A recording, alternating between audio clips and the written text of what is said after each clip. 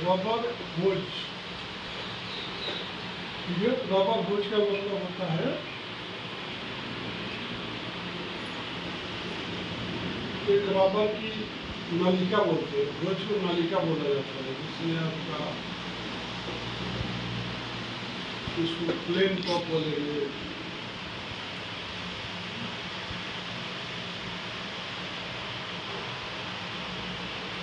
इसको कॉन्वेटेड बोलेंगे, ठीक है। विंडलेस मतलब इसका कोई भी कुछ भी नहीं है। एक रहेगा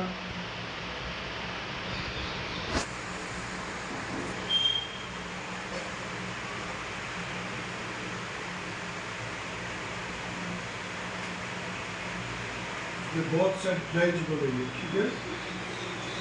इस तरह का रबर होज होता है। एक तो आपका प्लेन टॉप होता है, मतलब कि ये जो होज पाइप है आपका प्लेन टॉप है, मतलब बिल्कुल प्लेन रहेगा। इसमें क्या है, कर्वेटेड रहेगा ताकि इसको इजी हैंडलिंग किया जाए। और एक रहेगा जो कि विथ फ्लैंज रहेगा, जो कि इजी कनेक्शन किया जाए, एक से जोड़ दिया। और मान लीजिए ये रबर का होज है, आगे जो है मेटल का पाइप है, तो इसमें इजी यहाँ पर नट बोल्टिंग किया जा सके, यहाँ पर नट बोल्ट से उसको टाइट किया जा सके, ठीक है। रबर होज में क्या क्या होज होता है? रबर होज में आपका फर्स्ट जो होता है सीमेंट फीडिंग रबर, ठीक है। क्या होता है? सीमेंट फीडिंग रबर, फीडिंग मतलब सीमेंट फीडिंग रबर मतलब सीमेंट को, जैसे आपका बड़े बड़े घर बन रहे, बिल्डिंग बन रहे हैं, तो सीमेंट कंपनी से आपके यहाँ तक सीमेंट कैसे आता है? रेडी मिक्स कंपनी का, ये बल्कर में आता है। सीमेंट कंपनी से उसको सीमेंट को, जैसे पानी को पानी टैंक में रबर होज के थ्रू फेंका जाता है, वाटर होज के थ्रू, उसी तरह से सीमेंट को होज पाइप के थ्रू बल्कर में फीडिंग किया जाता है, भर दिया जाता है, ठीक है। और वो आकर के रेडी मिक्स कंपनी में फिर अनलोड हो जाता है, तो उसको हम क्या बोलते हैं? Cement feeding rubber hose, bulker loading and unloading rubber hose, दूसरे शब्दों में फ्लाई ऐश रबर होज, तीसरे शब्दों में एयर रबर होज। डस्ट को फेंकने के लिए क्या चाहिए? एक तो डस्ट को कैसे फेंका जा सकता है? हवा के प्रेशर से। कैसे? एयर के प्रेशर से। आगे समझ में? एयर उसको प्रेशर देगा। अब इसमें डस्ट है, समझो इसके अंदर डस्ट है, ठीक है, सीमेंट है, इसको फेंकने के लिए ये तो डस्ट वही तो रुके रहेगा। जब इसको एयर पास करेंगे तो एयर से जाएगा कोई भी डस्ट है, तो सीमेंट जो है एक तरह का डस्ट है, तो इसको पास करने के लिए एयर दिया जाता है। पानी होता है तो पानी के लिए पंप रहता है, वाटर पंप, प्रेशर से घुमाता, प्रेशर मारता, खींचता प्रेशर। तो इसमें भी दो तरह का होता है। एक बोलो तो खींचता है, जो पुल करता, खींचता है, तो उसको क्या बोलते हैं? सक्शन। क्या बोलते हैं? सक्शन। क्या बोलते हैं? सक्शन बोलते हैं, मतलब कि शक कर रहा है, शक बोलते खींचना होता है, मतलब इनलेट को क्या बोलते हैं? खींचना। तो जहाँ पर खींचने का काम होता है वहाँ पर ताकत ज़्यादा लगती है। जैसे कि आप गाड़ी चलाते हो तो पीछे का टायर जो खींचने का काम करता है, गाड़ी 4 व्हीलर उसका पीछे का टायर जो है खींचने का काम कर रहा है, इससे चल रहा है, तो आगे का टायर चल रहा है। तो जो खींचने का काम करता है उसमें ताकत ज़्यादा लगती है, तो इसका प्रेशर ज़्यादा करना होता है। दूसरे शब्दों में दूसरा जो एक हो चाहता है डिलीवरी, मतलब पंप के आगे जो लगा हुआ है खाली उसको डिलीवर कर देता है, उसमें पास कर दिया, डिलीवर कर दिया, पास कर दिया, डिलीवर कर दिया। एक तो खींच रहा है जमीन के अंदर से, उसमें ज़्यादा ताकत लगता है, और जो फेंक दे रहा है सामने उसमें कम ताकत लगता है, उसको डिलीवरी बोलते हैं। ये आपका ये हो गया सीमेंट फीडिंग रबर होज। जैसे आपका स्लरी एंड मड रबर होज। जैसे स्लरी का मतलब कि पानी है मगर उसमें कीचड़ है, जैसे माइंस इंडस्ट्री है, कोयला निकलता, खदान निकलता, अदरक निकलता, ग्रेनाइट्स निकलता, पत्थर से जमीन से निकलता है, जितने भी माइंस है जमीन से निकलता है। तो जैसे जैसे जमीन खोदेंगे तो पानी निकलते जाएगा जमीन में से, तो पानी जाएगा तो काम कैसे करेंगे? तो पानी को खींच खींच के बाहर फेंकते रहेगा, काम करते रहेगा, तो उसको स्लरी एंड मड रबर होज बोलते हैं। और जैसे उसके ऊपर जब पंप के ऊपर जब लगेगा तो डिवाटरिंग होज बोलेंगे। मतलब डिवाटरिंग मतलब खींच को फेंक रहा है, खींच को फेंक रहा है, एक खींच रहा है और फेंक रहा है, तो उसको डिवाटरिंग होज बोलेंगे। तो इस तरह के रोज होते हैं। कुछ जैसे केमिकल रबर हो जाते हैं, जैसे केमिकल, जैसे हाइड्रोक्लोरिक एसिड, पेट्रोलियम प्रोडक्ट, जैसे पेट्रोल जो आता है तो टैंकर में आता है, पेट्रोल पंप में, टैंकर में फिर डिस्चार्ज करता है, पेट्रोल होज से डिस्चार्ज करता है।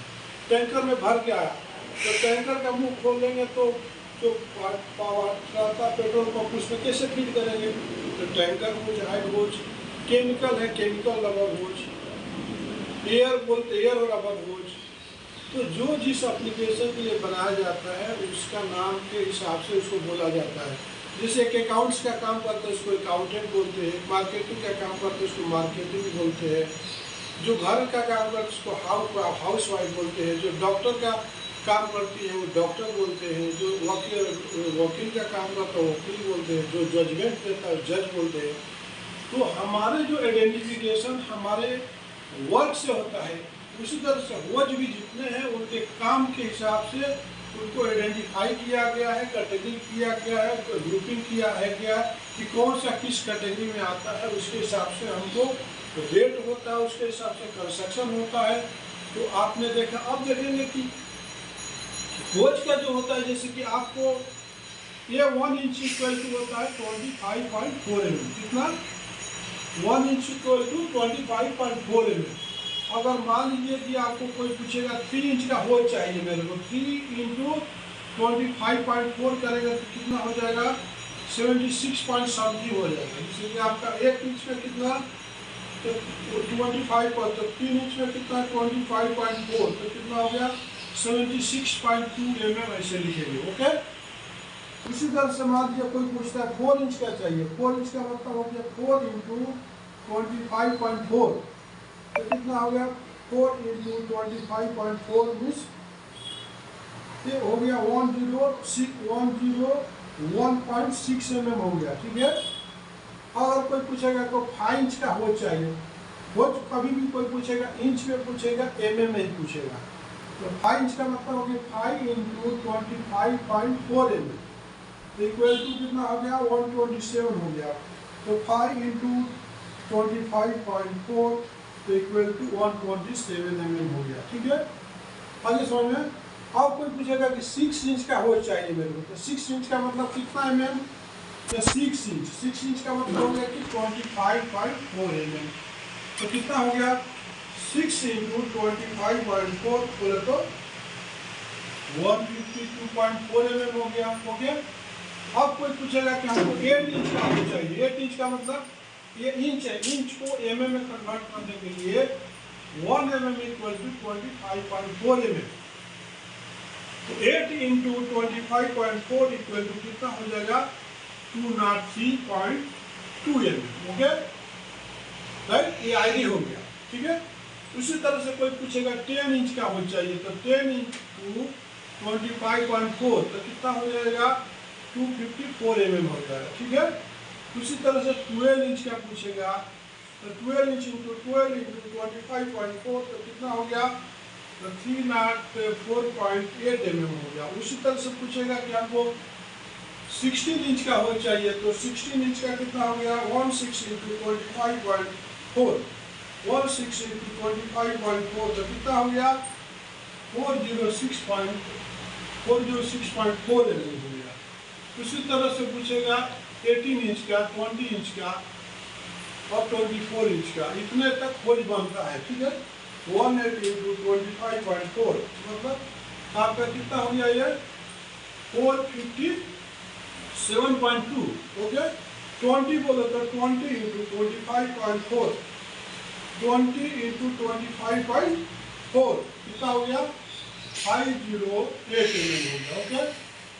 इसका 24 इंटू 25.4 तो कितना हो गया 609.6। ओके। इतने तरह का आईडी हो गया, मतलब कि आपका जो हाईएस्ट कहाँ से स्टार्ट होता है? तो 3 इंच से लेकर के 20 इंच तक। जैसे जितना आईडी कम रहेगा उतना लेंथ ज़्यादा रहेगा, मतलब कि आपका जो है 6 इंच तक जो होज है आपको 10 मीटर तक दे सकते हैं। देखा जाए तो जैसे आपका 3 इंच होज है, 3 इंच होज आप 20 मीटर तक दे सकते हैं, 3 इंच से लेकर के आपको 5 इंच तक। फिर जैसे आपको 6 इंच स्टार्ट होगा तो 6 इंच का आपको हार्डली जो है 6 मीटर तक दे सकते हैं। 6 इंच से लेकर के 24 इंच तक आप मैक्सिमम 6 मीटर ही दे सकते हैं, क्योंकि कोई भी व्हीकल्स जो आती है, कोई भी मटेरियल को हैंडलिंग इम्पोर्टेंट है और एक जगह से दूसरे जगह आपको ट्रांजिस्ट करना है, पहुंचाना है, तो ट्रांसपोर्ट का सहारा लेना पड़ेगा। तो ट्रांसपोर्ट में जो DCM आती है, गाड़ियाँ जो आती है 20 फीट की रहती है। 20 फीट का मतलब है 6 मीटर। फीट का मतलब होगा जैसे कि आपका 1 फीट इक्वल टू होता है 300 mm। ओके, ठीक है ना। तो मान लीजिए 20 फीट तक कितना हो गया, 20 इंटू 300 तक कितना हो गया, 20 पे 6000 mm, कितना हो गया 6000 mm। तो 1 मीटर इक्वल टू 1000 mm होता है। कितना? 1 मीटर इक्वल टू 1000 mm। तो आप ये 6000 में अगर हम 6000 में हो गया तो डिवाइडेड 1000 कर देंगे तो कितना हो गया, 6 मीटर हो गया। तो ज़्यादा से ज़्यादा 20 फीट की गाड़ियाँ रहती है। तो आज का आपने वीडियो देखा कि होज क्या है और किस तरह से होज को ट्रांजिस्ट किया जाता है, क्या साइजेज होता है, कैसे उसको फीट से मीटर में कन्वर्ट किया जाता है, कैसे इंच से उसको mm में कन्वर्ट किया जाता है। नमस्कार, धन्यवाद।